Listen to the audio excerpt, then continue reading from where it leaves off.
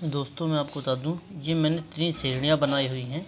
इसका ऊपर वाली जो श्रेणी इसका नाम है काराकोरम, और दूसरी वाली का है लद्दाख, तीसरी वाली का है जास्कर। इसको आप नोट कर लीजिए क्योंकि मैं मिटा दूंगा अभी। और ये जो 3 श्रेणियाँ हैं, इसके साथ ही आप जानते हैं कि कहाँ से सिंधु नदी निकली है।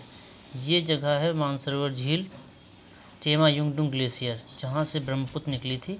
यहीं से सिंधु नदी भी निकली है। सिंधु नदी निकलेगी यहाँ से ऐसे बहते हुए आएगी, और ये जो लद्दाख की श्रेणी है इसमें एंट्री करके इसी के पैरेलल यानी समांतर बहती हुई ये पाकिस्तान में आकर के गिर जाएगी अरब सागर में। तो ये हो गई आपकी सिंधु नदी। ये हो गई आपकी सिंधु नदी, ये पहली नदी थी। अब दूसरी जो इम्पोर्टेंट नदी है वो सिंधु के जहाँ से निकली है मानसरोवर झील के पास, वहीं से एक और निकली है सतलज नदी। सतलज नदी ये यहाँ से निकलेगी और जम्मू एंड कश्मीर में हिमाचल प्रदेश में एंट्री मारेगी। पहले हिमाचल प्रदेश के बाद ये निकलेगी पंजाब हरियाणा में होते हुए, और ये यहाँ पे जाके मिल जाएगी सिंधु नदी में इस जगह पे। तो ये आपकी दूसरी नदी हो गई, इसका नाम क्या है? सतलज। 2 इससे रिलेटेड फैक्ट पूछे जाते हैं। ये सतलज नदी जो है इसके बारे में 2 फैक्ट आप जान जाइए, 2-3। पहली बात तो ये जो जहाँ से एंट्री मार रही है हिमाचल प्रदेश से, ये जो दर्रा है इसको सिपला दर्रा कहते हैं, और पंजाब में भाखड़ा नागल नाम के बांध बनाती है, जो कि भारत का सबसे बड़ा बांध है। 2 फैक्ट इसके बारे में पूछे जाते हैं।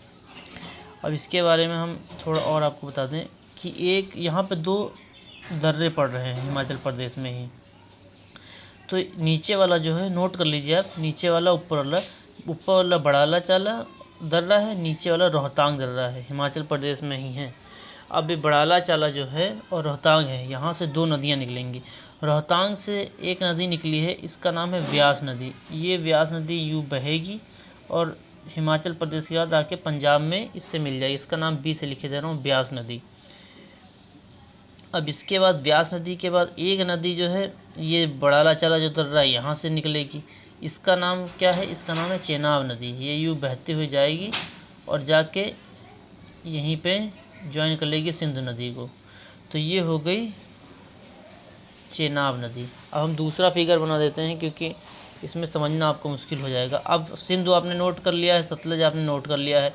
अब जो बची छोटी छोटी नदियाँ उनको मैं बना देता हूँ। तो जैसे ये जो था, ये सिंधु नदी जो निकल के आ रही थी, बह रही थी, इसी से मैंने कहा था 2 सतलज नदी नीचे से एंट्री मार गई थी।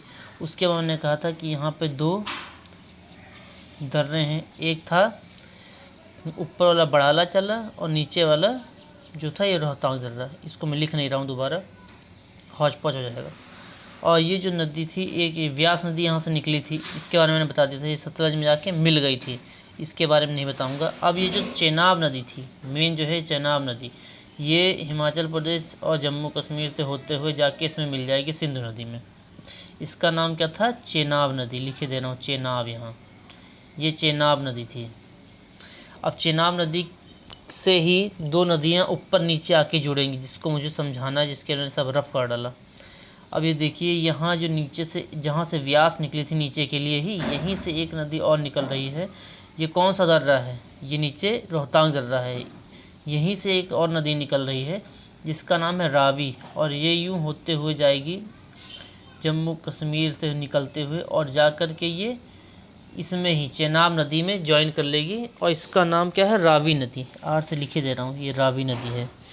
ये कहाँ से निकल रही है? रोहतांग दर्रे से। दर्रों का नाम जरूर याद रखना। रोहतांग दर्रे से रावी नदी निकल के इसी को ज्वाइन कर ली पाकिस्तान में, चेनाब नदी को। यानी चेनाब नदी इंपॉर्टेंट है। इसी में 2 नदियाँ अभी जुड़ेंगी। एक ऊपर से आ रही जम्मू कश्मीर से झेलम नदी, जो कि पाकिस्तान में इसको ज्वाइन कर लेगी। इसका नाम क्या है? झेलम। लिखे दे रहा हूँ मैं, ये झेलम हो गई, और नीचे वाली क्या हो गई? रावी नदी हो गई। यानी कि चेनाब नदी इंपॉर्टेंट है, इससे 2 नदियाँ आके जुड़ रही हैं, इसलिए ये इंपॉर्टेंट बन जाता है। ये कौन से? ऊपर से झेलम, नीचे से रावी, ये दोनों मिलके इसको पाकिस्तान में ज्वाइन करी हैं। और सिंधु के बारे में मैंने आपको बता ही दिया था कि जो सिंधु नदी है इसमें कौन कौन आके जुड़ जाती है। ये जो सिंधु थी यहाँ से निकली थी, और सिंधु में आके नीचे से सतलज जुड़ गई थी और सतलज में ही ऊपर से आके व्यास नदी जुड़ी थी रोहतांग दर्रे से। तो ये आपका पूरा नदी तंत्र हो गया। अब जो अपने भारत की जो नदियाँ थी वो तो हो गई हैं। अब जो बाहर से कुछ नदियाँ आती हैं अफ़गानिस्तान से जो आके इसमें जुड़ी जाती है उसके बारे में बता देते हैं। जैसे कि ये आपकी होगी सिंधु नदी। अब यहीं पे काबुल अफ़गानिस्तान की बात हो रही है। अफ़गानिस्तान से एक नदी निकलती है, इसमें आके मिल जाती है सिंधु नदी में। इस नदी का नाम क्या है? काबुल नदी। इसका नाम ही काबुल नदी है। ये अफ़गानिस्तान से निकली है और आके अफ़गानिस्तान में हिंदुकुश की पहाड़ियों से निकलती है और आके मिल जाती है पाकिस्तान में ही सिंधु नदी से। अब इसकी इम्पोर्टेंट एक चीज़ है, उसको जान लीजिए आप। ये जो काबुल नदी, इसकी एक सहायक नदी है, उसका नाम क्या है? उसका नाम है स्वैक नदी। स्वैक नदी सबसे इम्पोर्टेंट है क्योंकि ये जो क्षेत्र है यहाँ पे सबसे ज़्यादा पाकिस्तान में उपज होती है। धान वान और अनाज वगैरह के मामले में ये काफ़ी फेमस है। तो ये स्वैक नदी जो है इसके बारे में आपको नोट कर लेना है, स्वैक नदी है। और उसके बाद हम दूसरी जो नदी है यहाँ पे, ये भी अफ़गानिस्तान से ही निकल रही है। अफ़गानिस्तान पोर्शन तो आपको पता ही होगा। ये जैसे है पाकिस्तान, ये अफ़गानिस्तान था, इस तरफ ये अफ़गानिस्तान है और ये जो है पाकिस्तान है। एक और नदी थी जो कि यहाँ निकल रही है, इसका नाम है गोमल नदी। ये यहाँ से आ रही है, अफ़गानिस्तान से आके पाकिस्तान को ज्वाइन कर लेती है, पाकिस्तान में सिंध नदी को ज्वाइन कर लेती है। इसके बारे में आप जान जाइए। और आपको पता था जो आक्रमण हुआ था भारत में इस दर्रे से होता, खैबर दर्रे से। फिर दर्रे वाले चैप्टर में ये रोहतांग और बड़ाला चल्ला सिपला सारे दर्रे आपको पढ़ाए जाएंगे। एक नदी और थी इसमें, ये सियाचिन ग्लेशियर से निकल रही थी, इसका नाम है श्योक नदी। याद रखना इसको।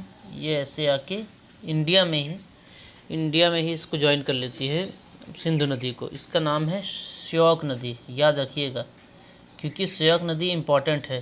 श्योक नदी किस लिए इम्पोर्टेंट है इसे मैं बता देता हूँ।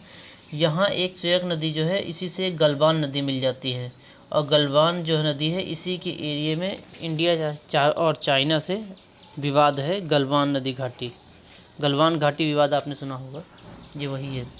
अब दोस्तों कुछ फैक्ट नोट कर लेते हैं। सिंधु नदी का उद्गम जो है, सिंधु नदी का उद्गम क्षेत्र है, इसके बारे में लिखते हैं। सिंधु नदी का उद्गम दो जगह से है, एक तो बोखरचू ग्लेशियर है और कहीं कहीं कभी कभार मिल जाता है सिनकाबाब। सिनकाबाब नोट कर लीजिए। बोखरचू ये तो एग्जाम में देगा तो सिनकाबाब दे देगा। यहाँ से निकलती है और ये चेमायुंगडुंग ग्लेशियर का भाग है।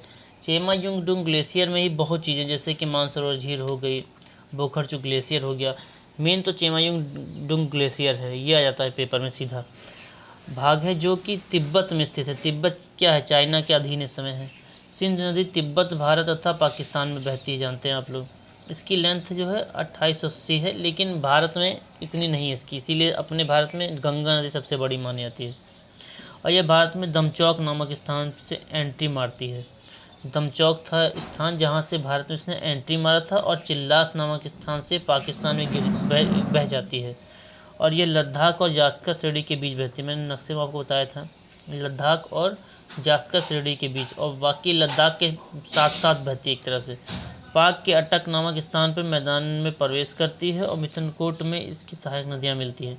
जिस जगह पे सहायक नदियाँ इसकी मिली थी, सतलज और रावी और चेनाब, जितनी ये नदियाँ मिली थी उस जगह को क्या कहते हैं? मिथनकोट। उसको क्या कहते हैं? मिथनकोट। एक चीज़ और है कि जो सिंधु नदी है यहाँ पे बहुत अच्छा नदी तंत्र है, मतलब नहर तंत्र यहाँ बहुत बढ़िया है। नहर तंत्र इतना ज़्यादा अच्छा है कि लोग इतनी ज़्यादा सिंचाई कर देते हैं कि यहाँ की उपज जो है कम पड़ती जा रही है। यहाँ अत्यधिक सिंचाई एक समस्या बन गई है। और चेनाब नदी जो है ये दूसरी लाइन से है। चेनाब नदी बड़ाला चला दर्रे से निकलती है, इसको बताया था हमने आपको। और ये दो धारा में निकलती है, चंद्रा और भागा। चेनाब नदी इंपॉर्टेंट थी, मैंने कहा था ना, चेनाब में ऊपर से क्या कहते हैं झीलम आ रही है, नीचे से रावी आ रही है, मिल जाती है। तो चेनाब नदी के बारे में थोड़ा पढ़ लेते हैं। ये जम्मू कश्मीर की प्रमुख नदी है। इस नदी पर जम्मू कश्मीर के रियासी में विश्व का सबसे ऊंचा रेलवे पुल बना है। जम्मू कश्मीर के रियासी कोई जगह है, एक ज़िला टाइप का है, उसमें है। आप सुनते नहीं, रियासी क्षेत्र में हमला हो गया, पाकिस्तान करा करता है दिन, ये वही रियासी एरिया है। अब सिंधु नदी समझौता जो है उसको पढ़ते हैं। सिंधु नदी जल समझौता, इसके बारे में पढ़ते हैं।